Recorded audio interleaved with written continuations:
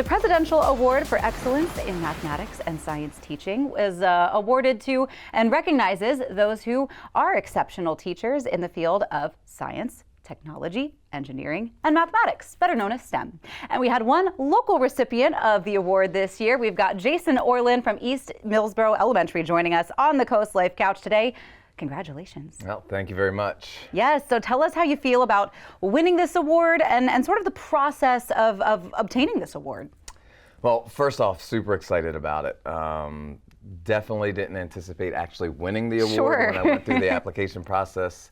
So super excited, caught off guard. I got like a random email a couple days ago that was like, congratulations. And I was like, oh my goodness, this really happened. So super excited about it. The process is pretty rigorous.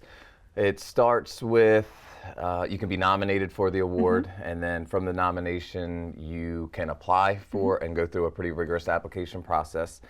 Every other year it alternates, so one year it could be kindergarten through 6th grade, that grade level band, so if you teach within that band, you can apply for it. And then, so the next year would be 7 through 12. So I applied through the K through 6 year.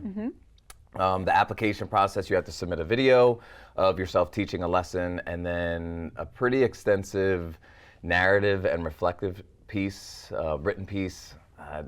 All in all, maybe like 15 to 20 pages, answering questions about how you use assessments in your classroom, instructional strategies that you use, reflecting on the video that you sent in, some of your leadership things that you do within your building, and then, you know, just how you become a lifelong learner in education. Yeah.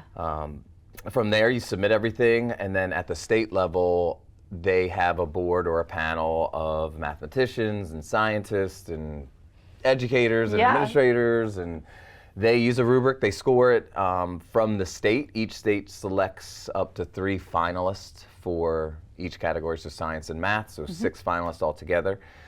In 2022, I was very pleased just to hear that I was a state finalist for the state of Delaware. And then from there, it goes to the national level with the National Science Federation.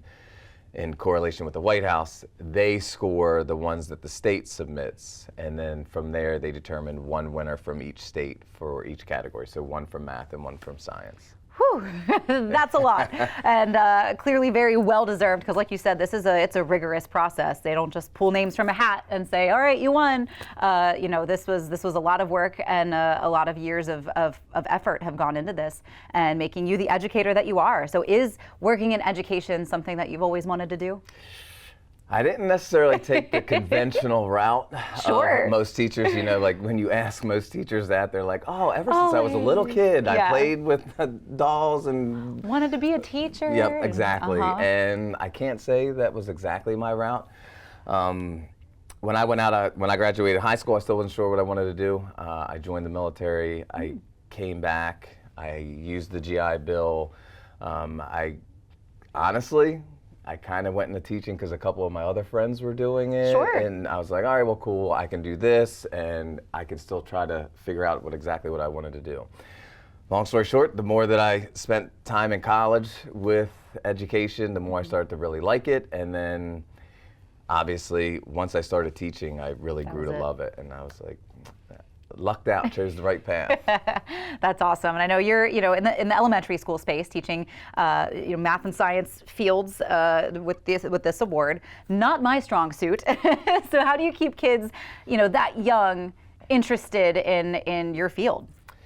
So that's always been something that I've kind of felt really passionate about. I've always thought that if you can't get the kids to buy in to what you're doing or to be excited about what you're doing, it's going to be a challenge to get them to learn anyway. So just really showing them how much I love math, and if you don't love it, sometimes you got to fake it. A lot of tears in math for me.